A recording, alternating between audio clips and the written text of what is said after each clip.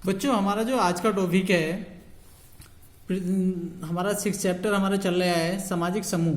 तो सामाजिक समूह में मैंने बच्चों आपको 2 क्वेश्चन ऑलरेडी करा चुका हूँ। पहला क्वेश्चन था हमारा सामाजिक समूह, दूसरा क्वेश्चन था हमारा प्राथमिक समूह।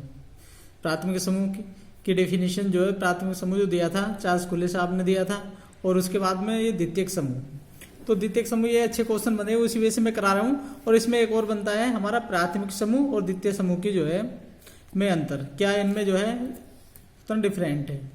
तो प्राथमिक समूह मैंने कराया। प्राथमिक समूह क्या होते हैं? प्राथमिक समूह वो होते हैं जिसमें हम की भावना होती है, आमने सामने के संबंध होते हैं, अंत्य क्रियाएं होती हैं, वो हमारी प्राथमिक समूह होते हैं।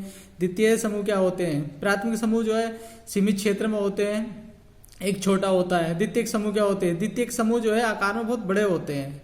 व्यक्तियों का जो आपस में जो है व्यक्तिगत संपर्क होना कोई आवश्यकता नहीं, मतलब तो ना आवश्यक नहीं है। व्यक्तिगत संपर्क की जगह क्या है इसमें? जैसे टेलीफोन है, टेलीविजन है, दूरसंचार के साधन है, इसके द्वारा व्यक्ति जो है अपनी तो ना संपर्क करता है। प्राथमिक संबंध क्या होता है? प्राथमिक संबंधों में ना तो कोई स्वार्थ होता है और उसके साथ साथ में ना ही कोई मतलब एक आवश्यकता होती है कोई निश्चित। इसमें क्या होता है, जो द्वितीयक समूह हमारे होते हैं, जो सेकेंडरी ग्रुप्स होते हैं, इसमें एक व्यक्ति का अपना स्वार्थ होता है, ये स्वार्थ के लिए ही बनाए जाते हैं। जो प्राथमिक समूह होते हैं श्वेत बनते हैं, और जो द्वितीयक समूह होते हैं वो बनाए जाते हैं।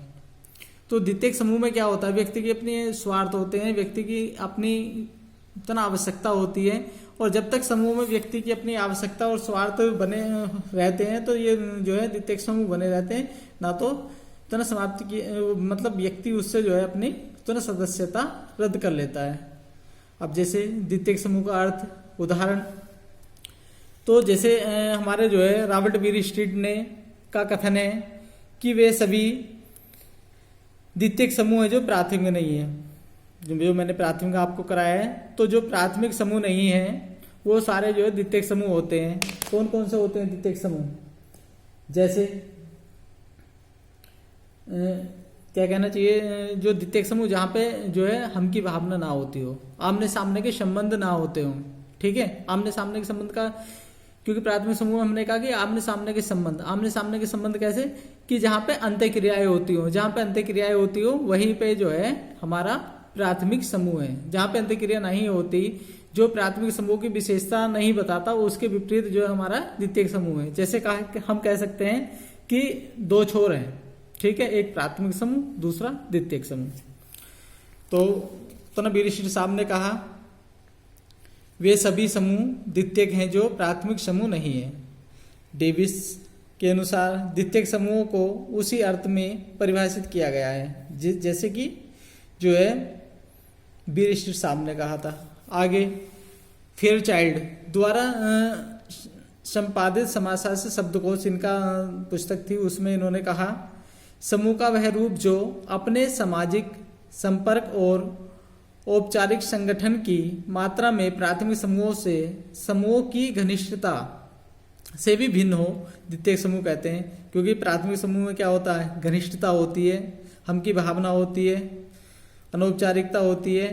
तो ये जो है द्वितीयक समूह में इसका अभाव होता है। जैसे चार्ल्स कुले ने क्या कहा, चार्ल्स कुले ने जो है आरंभ में द्वितीयक समूह जैसी कोई शब्द का प्रयोग नहीं किया था, लेकिन प्राथमिक समूह के विपरीत विशेषता प्रदर्शित करने वाले समूह को जब द्वितीयक समूह के रूप में स्पष्ट किया जाने लगा, तब कूले ने भी इसे स्वीकार करते हुए कहा ये वे समूह हैं जिनमें घनिष्ठ प्राथमिक तथा अर्ध प्राथमिक विशेषताओं का पूर्ण अभाव रहता है। तो उनका कहना मतलब था कि जो द्वितीयक समूह वही हैं जिनमें प्राथमिक समूह की अपेक्षा अभाव होता है, उन्हीं को उन्होंने जो है द्वितीयक समूह ये सेकेंडरी ग्रुप्स का।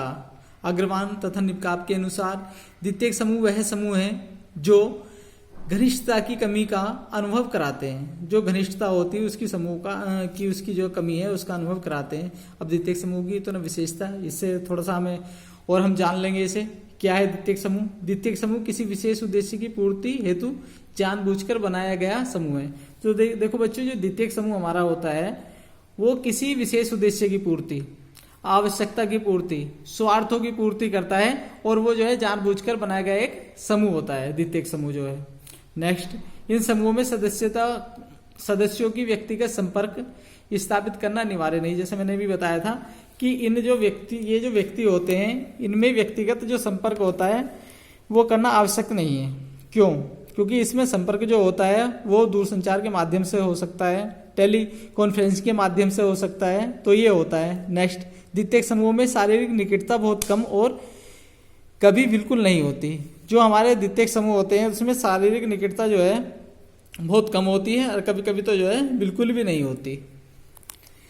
नेक्स्ट, आकार की दृष्टि से द्वितीयक समूह बहुत बड़े होते हैं, क्योंकि जो द्वितीयक समूह का आकार होता है वो जो है प्राथमिक समूह से बहुत बड़ा होता है। प्राथमिक समूह का आकार कैसा होता है? छोटा होता है। उसी अपेक्षा जो है द्वितीयक समूह का आकार बड़ा होता है। नेक्स्ट, द्वितीयक समूह विशेष आवश्यकता पूर्ति व स्वार्थों के लिए बने होने के कारण इससे सदस्य एक दूसरे को व्यक्तिगत रूप से जानने का प्रयत्न नहीं करते, क्योंकि व्यक्ति की सिर्फ क्या है, इसमें आवश्यकता की पूर्ति करनी, उसे बाकी किसी चीज से कोई लेना देना नहीं है। जब उसकी आवश्यकता की पूर्ति हो जाएगी वो जो समूह से फिर अपनी मतलब तो सदस्यता हटा लेता है। नेक्स्ट, इन समूहों में प्राथमिक सदस्य के उत्तरदायित्व सीमित होते हैं।